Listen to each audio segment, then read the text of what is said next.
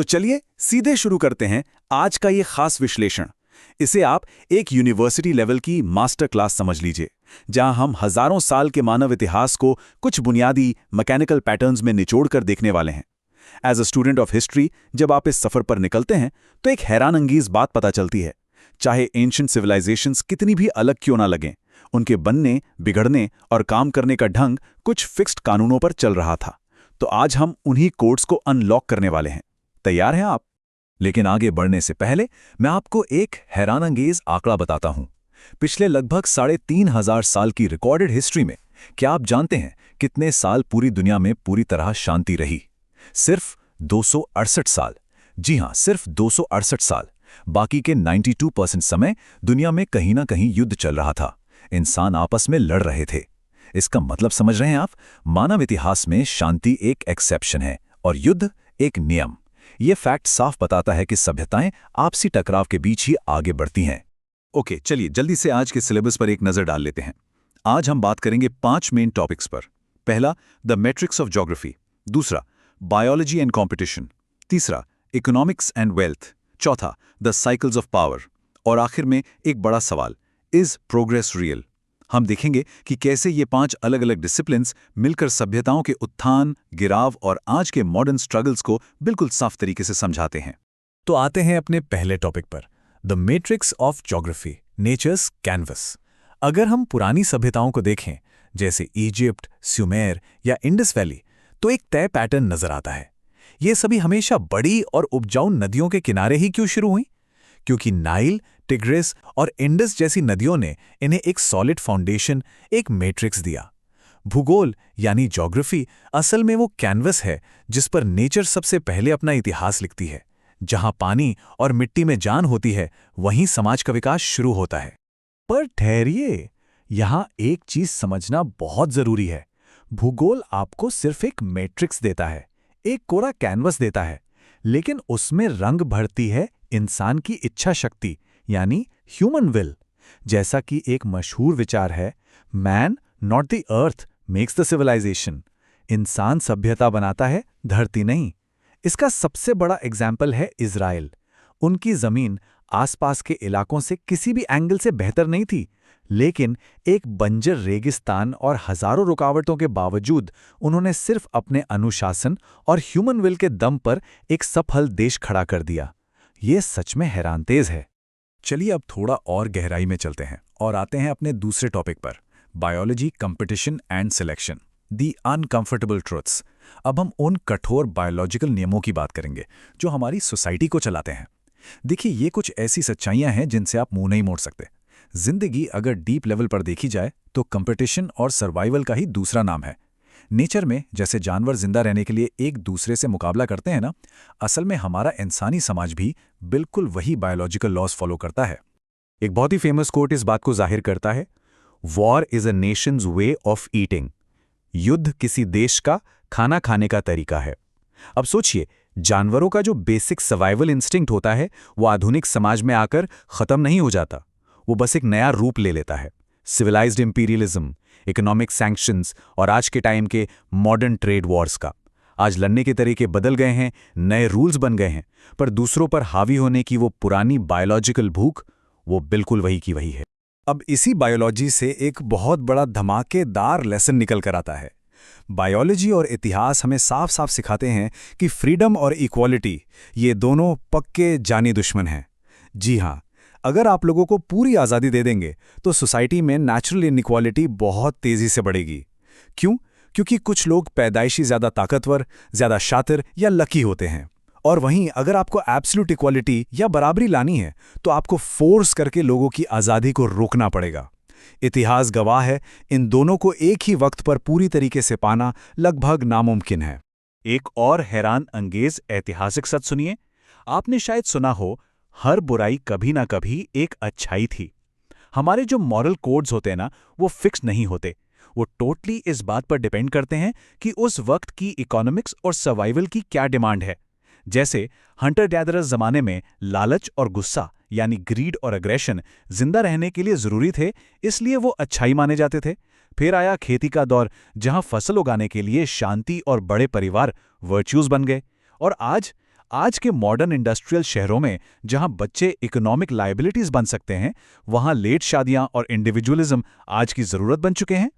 अब आते हैं अपने तीसरे हिस्से पर, जो बहुत ही दिलचस्प है, economics in wealth concentration, the slow heart beat. असल में इतिहास का असली इंजन पैसा और अर्थव्यवस्था ही है।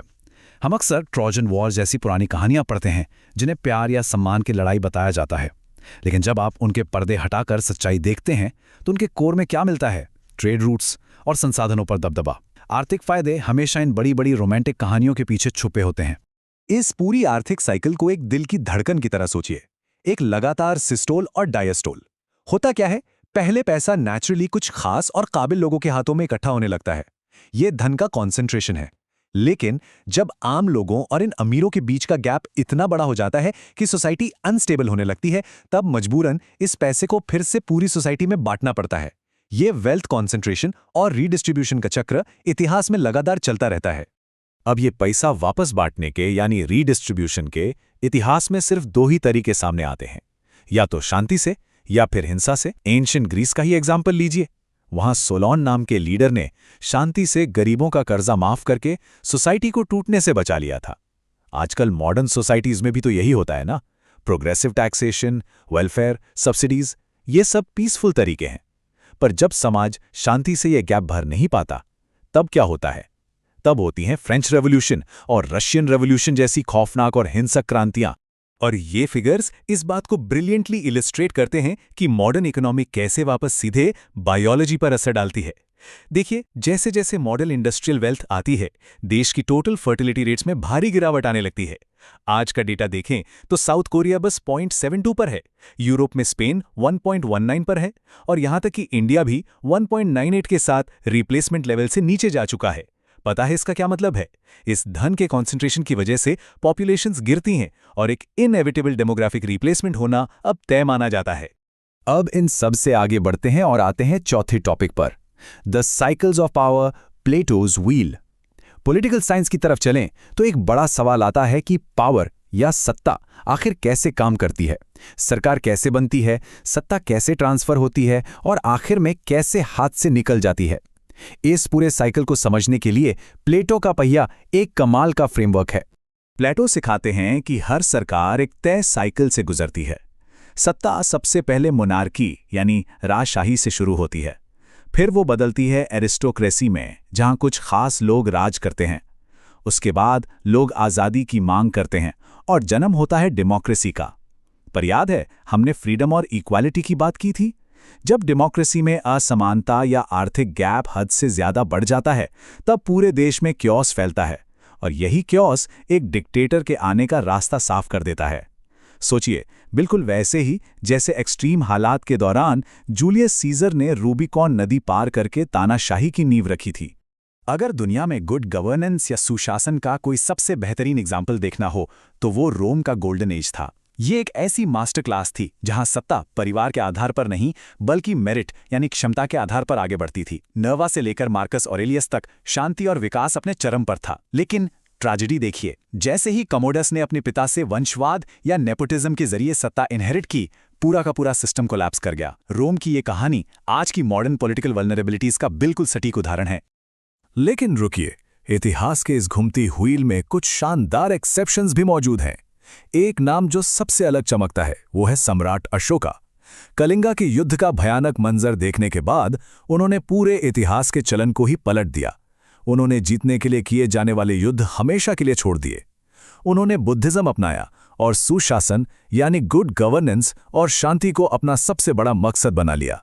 उन्होंने साबित कर दिया कि अगर टॉप पर बैठे नेता में दृढ़ निश्चय हो तो इंसान के लड़ने और आक्रामक होने की बायोलॉजिकल टेंडेंसीज को भी सक्सेसफुल तरीके से रोका जा सकता है। तो अब हम आ गए हैं इस मास्टर क्लास के आखिरी और सबसे अहम सवाल पर, हमारा 5वां खंड, इज प्रोग्रेस एक्चुअली रियल? आखिर इतना सब कुछ देखने के बाद हर इतिहास के स्टूडेंट के दिमाग में ये ख्याल तो आता ही है, अगर सब कुछ एक साइकिल ही है, युद्ध हो रहे हैं, इकोनॉमी घूम रही है, सत्ता आ जा रही है, तो क्या हमने सच में आज तक कोई असली प्रोग्रेस की भी है?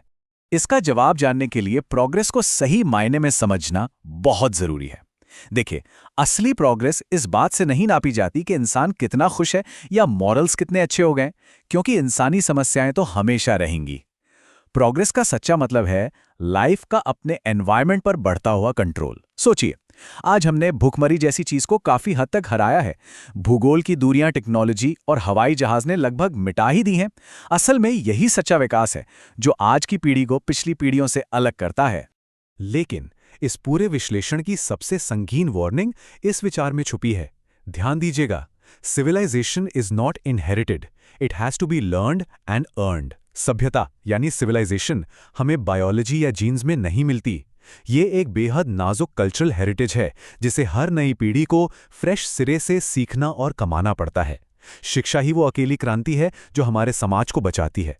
अगर इस ज्ञान का सिलसिला एक सदी के लिए भी टूट जाए ना, तो पूरी मानवता वापस से बार बार और असभ्य हो सकती है। तो आज की इस मास्टर क्लास को खत्म करते हुए मैं आपके सामने एक बड़ा सवाल छोड़कर जाना चाहता हूं। आज दुनिया में जो भी आर्थिक असमानताएं और ग्लोबल पॉलिटिक्स चल रही है, अगर हम उन्हें इस साइक्लिकल फ्रेमवर्क की नज़र से देखें तो क्या लगता है आपको, आज हमारी मॉडर्न दुनिया इतिहास के इस ऑसिलेशन में आखिर कहाँ खड़ी है?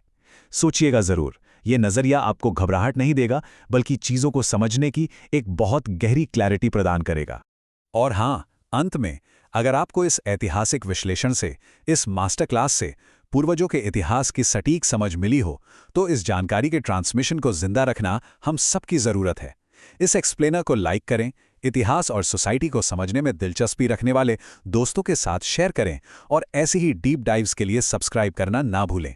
याद रखिए, इस ज्ञान और इतिहास का ट्रांसमिशन आगे आने वाली पीढ़ियों तक चलते रहना ही चाहिए। मिलते हैं अगले एक्सप्लेनर में।